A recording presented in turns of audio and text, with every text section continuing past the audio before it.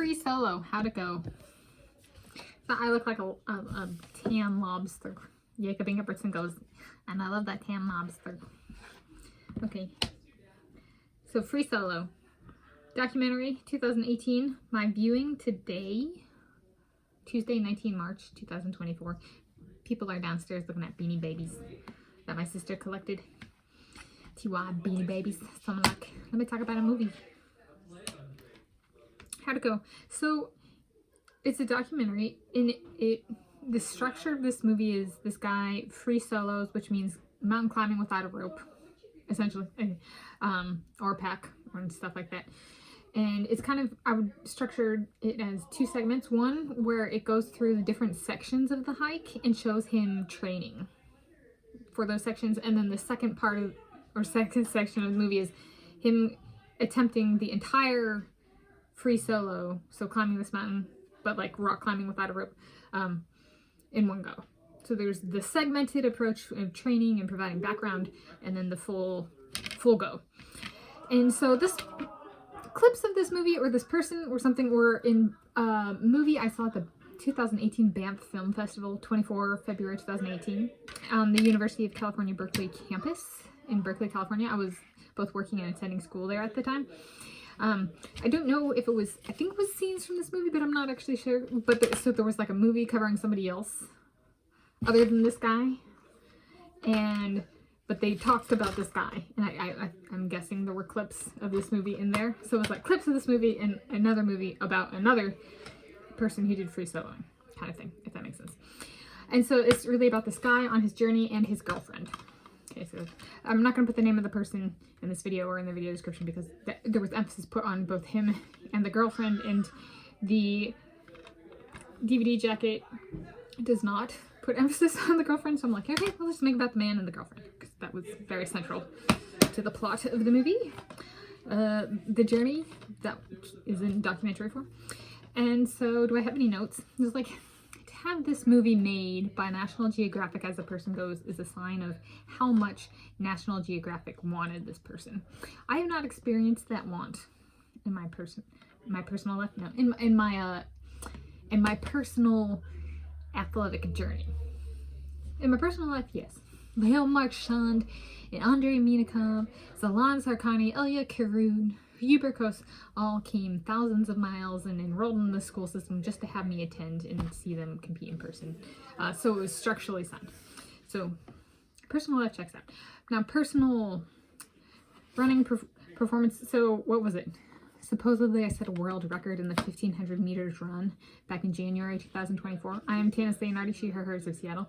I'm filming this Tuesday, 19 March 2024. It was like 3 minutes and 43.19 seconds in the 1500 meters outdoor track. Now, if that's true, and a sporting organization, or not organization, competition, which is a company, controlled by a company, wants me to compete, what they would do is do the standard thing of taking the time and putting it, so like, let's say it's the Olympic Games or something like that. They would tend to put the time of the world record holder on the screen at some point. So essentially it'd be Tanis Leonhardi, 3 minutes, 43.19 seconds, 1500 meters, women's. If they do not put it there, that means they do not want me to compete at their competition ever. And it's actually, would be a huge step backwards in racial progress, because it shows they do not want Native American, and that is not the norm. Equality means the person's name and the record gets displayed. So to not display the name and the time would be, we do not want you, Tanis Leonhardi. And an escalation, because the norm, the thing that's typically done, is to display the name. So it would be, not only do we not want you, we hate you, from the Olympic Games to me. Now, so that, and that applies to World Athletics, Wanda League, European League or European Championships, or the International Olympic Committee, any of those competitions. What becomes interesting is, let's say I move in with Jacob Ingebrigtsen in Norway, or Léon Marchand in France, Andrei Minikov in Russia, Hubert Kos in Hungary, and Dominique Szoboszlai in Hungary. Well, let's say I split time between these places.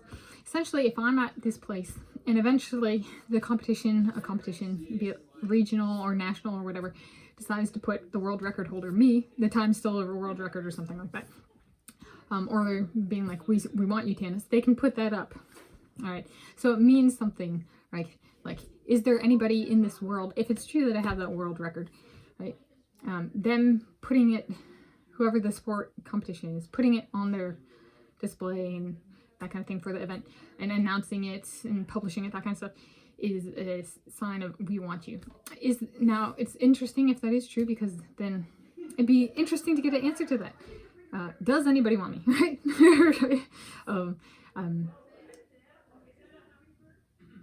It could be a no, right? No competitions could do that, even if I'm there, right? Like kind of thing. So if I'm in Hungary and they don't display it, it means they don't want me. Okay, well then I need to find a different nation to compete for, right? That, or Russia, or Scotland, or Norway, or France, or whatever it is. And that's more local, right? Like national or smaller scale, because that's a different event organizer. So there we go. So if you're watching the 1500 meters this year, 2024, and you've seen any time displayed since January 2024, that's not a 3:43.19 from me, Tanis Leonhardi, as a world record in the 1500 meters outdoor track, women's. If it's a time slower than that, it is them communicating they do not want me, Tanis Leonhardi. And an escalation and attack on me and my people, the Scandinavians, which includes Russians, Norwegians, Swedes, Finns, sometimes the Faroe Islands, and Icelanders. I kind of interpret the actions, or not kind of, I do interpret the actions of the International Olympic Committee in oppressing and suppressing me and my ethnicity as an attempt of genocide. Kind of like they pick favorites sometimes to spread genocide in Africa. They're now doing it with the Scandinavians because they really hate us. And that has been made abundantly clear. But if you want clarity that they do not want me, and the world record time is not faster than mine, my personal best time, 3:43.19, at any Olympic Games, women's, any planned future, if they display a time slower, it's an attempt of genocide on me and my people. And at the very least, they do not want me, eternally.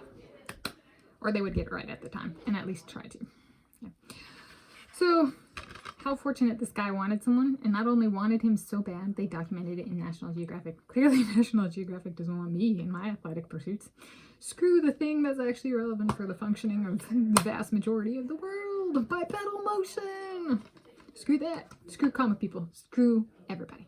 That's the true heartbeat of National Geographic. Those are my movie notes for this viewing.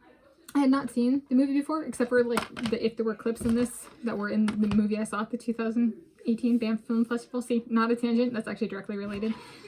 If there were clips from this and that, then I have seen part of this, but just not the whole movie. So now I've seen the whole movie. And so again, today is Tuesday, 19 March 2024. I'm Tanis Leonhardi, she, her, hers of Seattle. It's my YouTube channel, Tanis Leonhardi, and thank you for joining me. And Zalan Zarkani and Ilya Karim, are they here somewhere?